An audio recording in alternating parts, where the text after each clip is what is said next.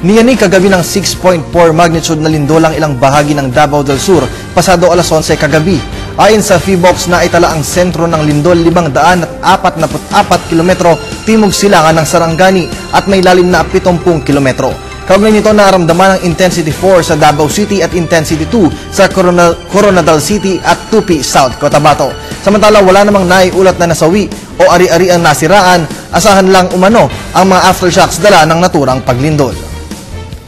Kasabay ng paggunita sa unang anibersaryo ng Irisan Trash Light sa Baguio City, ipinag-utosan ng Court of Appeals ang tuluyang pagpapasara ng Irisan Dam Site. Ito ay matapos na panigan ni CA Associate Justice Ricardo Rosario ang isinumiting joint motion for rendition of consent decree in Benguet. Representative Ronald Cosalan at lokal na opisyal ng Baguio City na pinangungunahan ni Mayor Mauricio Dumogan. Ayon sa mga lokal na opisyal, hindi tinututulan ng nagsasakdal ang paglalabas ng SC Writ of Kalikasan na legal na pagpoprotekta sa karapatan ng isang individual para sa isang malinis na kapaligiran. Samantala nakatakdang gawing eco part ng Irisan Dam Site. Nasawi naman ang magkakapatid na sina Revulier, Apolinario at Frando Flores at ang kanilang lola na si Antonia Tasio matapos gumuho ang tambak ng mga basura noong nakaraang taon. Kaugnay nito, isang simpleng misa ang gagawin ngayon upang ipagdasal ang pagkamatay ng mga biktima.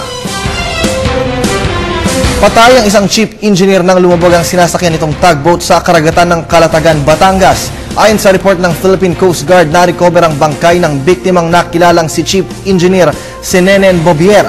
Nakaligtas naman ang limang iba pang sakay ni Bobier na sina Samuel Abad, Dave Alcantara, Joel Basilan, Jimmy Pinto at Rico Katipunan.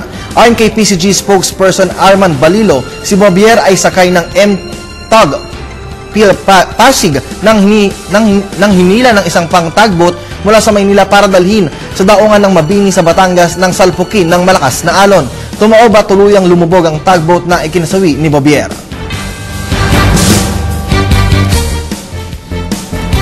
Samantala narito naman ang mga balitang Alright, balikan naman natin ngayon si Jonathan Llanes mula sa PTV Baguio para sa isang PMA cadet na nabaril ng mga masasamang loob sa Maynila upang alamin ang buong detalye. Nasa linya ng telepono si Jonathan. Jonathan?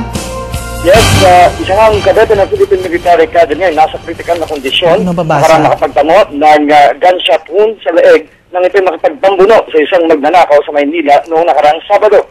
Kinilala ni PMA Superintendent Major General Nonato Peralta ang biktima na si First Class Cadet Alfonso Aviles na kasalukuyang ginagamit ngayon sa Viluna Hospital. Sinabi ni Peralta na kasalukuyang naka-privilege leave si Aviles nang maganapang insidente. Si Aviles kasama ang iba pang mga kadete ay naitalaga bilang proctor sa naganap na PMA entrance exam kahapon.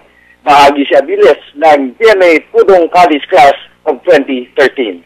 Mula sa lungsod ng Baguio para sa Telebisyon ng Bayan, Jonathan Llanes.